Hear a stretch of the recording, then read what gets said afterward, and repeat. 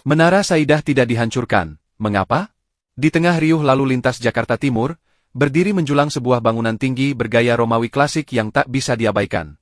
Pilar-pilarnya besar, catnya putih megah, dan langit-langitnya menjulang tinggi. Inilah Menara Saidah, gedung 28 lantai yang pernah menjadi simbol kemegahan ibu kota, namun kini justru dikenal karena aura misterius dan cerita horornya. Awalnya, gedung ini bernama Gedung Grand Cindo, dibangun pada era 1990-an. Perubahan nama menjadi Menara Saidah terjadi setelah gedung ini direnovasi besar-besaran dan resmi beroperasi pada tahun 2001. Saat itu, tak sedikit perusahaan ternama yang memilih berkantor di sini. Gedung ini dilengkapi fasilitas modern, sistem lift canggih, dan desain arsitektur neoklasik yang mencolok di antara gedung-gedung lain di sekitarnya. Lokasinya yang strategis, di pinggir Jalan MT Haryono, membuatnya kerap jadi rujukan banyak perusahaan. Namun, entah kenapa, masa kejayaan Menara Saidah tak berlangsung lama.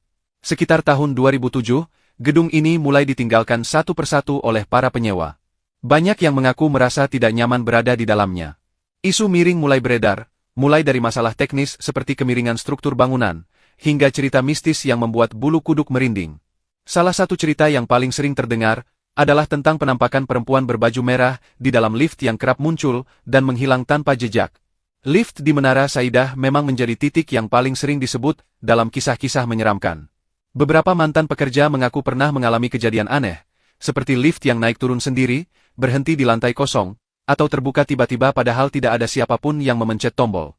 Bahkan, ada kisah pengemudi ojek online yang pernah menerima pesanan dari lantai yang sudah lama kosong, dan saat sampai, tak ada siapapun yang menemuinya. Cerita makin ramai saat para konten kreator mulai membuat video eksplorasi urban di dalam Menara Saidah. Banyak dari mereka yang mengabadikan momen-momen ganjil, suara langkah kaki, bayangan di sudut ruangan, hingga suhu ruangan yang tiba-tiba menurun drastis.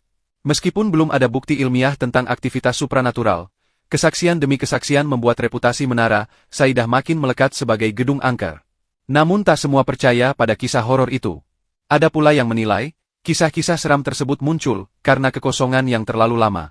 Gedung kosong, lampu redup, dan lantai-lantai tak terawat memang memberi kesan menyeramkan. Padahal, bisa jadi semua itu hanya efek psikologis dan imajinasi yang berkembang terlalu jauh. Apalagi, lokasi Menara Saidah berada di jalan besar yang ramai, bukan di tempat terpencil. Yang pasti, selain cerita mistis, Menara Saidah juga menyimpan kisah soal kegagalan manajemen properti. Beberapa ahli menyebut struktur bangunan ini bermasalah sejak awal, terutama soal pergeseran fondasi dan kemiringan bangunan yang tak sesuai standar. Hal ini membuat perizinan operasionalnya tidak diperpanjang, hingga akhirnya semua penghuni diminta angkat kaki. Kini, Menara Saidah menjadi bangunan tak berpenghuni yang menyisakan banyak tanda tanya. Dari luar, bangunannya masih tampak gagah. Tapi dari dekat, cat mulai mengelupas, kaca-kaca terlihat kusam, dan debu menebal di mana-mana. Lampu tak lagi menyala, lift tak berfungsi, dan hanya satpam yang sesekali berjaga di pos depan. Gedung yang dulu dibangun dengan anggaran ratusan miliar rupiah itu, kini seperti monumen bisu, terlupakan dan membisu dalam kesunyian. Beberapa kali muncul kabar bahwa Menara Saidah akan direnovasi atau dijual kepada investor. Tapi sejauh ini, semuanya hanya wacana. Tak ada aktivitas renovasi yang terlihat, dan tak ada juga tanda-tanda akan dibuka kembali. Sementara itu, setiap bulan Agustus atau malam Jumat, selalu ada saja cerita baru dari orang yang penasaran mencoba masuk atau melihat dari dekat. Dengan segala misteri, sejarah, dan pertimbangan yang mengelilinginya, Menara Saidah bukan sekadar bangunan kosong yang ditinggalkan.